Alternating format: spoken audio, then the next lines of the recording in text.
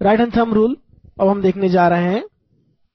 हमने करंट के साथ मैग्नेटिक फील्ड को तो समझा है, magnetic effect of current is there, और कितना फील्ड होता है, क्या फील्ड होता है, वो तो हम बायट-सावर्त लॉ से पढ़ ही रहे हैं।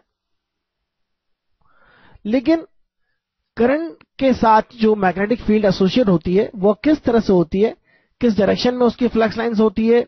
और एक बात हमें हमेशा याद रखना चाहिए, मैग्नेटिक फ्लक्स लाइंस हमेशा एक क्लोज लूप होती है। तो यह क्लोज लूप किस तरह से होगा? अगर एक हमारे पास करंट कैरिंग कंडक्टर है, suppose like this, there is a current in it, और इसे आप राइट हैंड में इस तरह से पकड़ते हैं, तो क्या होगा? Thumb is in the direction of current, thumb is in the direction of current. तो आपको पकड़ना ऐसा है, ऐसे इस तरह से इमेजिनेशन करना आपको कि आपका जो थंब है in the direction of current है।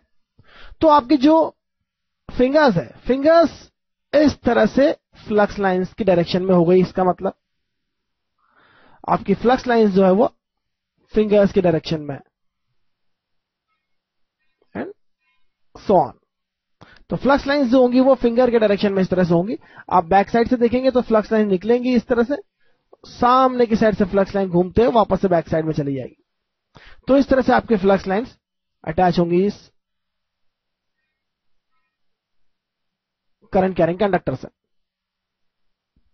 तो आपके फिंगर्स हमेशा उस डायरेक्शन में होंगी, नेल्स आपके उस डायरेक्शन में होंगे जिस डायरेक्शन में फ्लक्स लाइंस घूम रही है।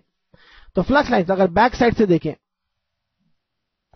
if you see a current, this is a wire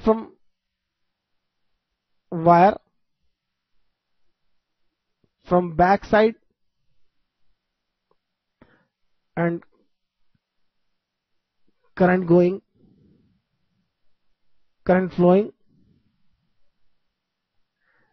in the plane of paper। अगर आप इस तरह से देखते हैं यहां पर current going in the plane of paper, तो फ्लक्स लाइन किस तरह से होंगी? फ्लक्स लाइन इस तरह से कॉन्सेंट्रिक होंगी, फ्लक्स लाइन इस तरह से कॉन्सेंट्रिक होंगी, फ्लक्स लाइन इस तरह से कॉन्सेंट्रिक होंगी।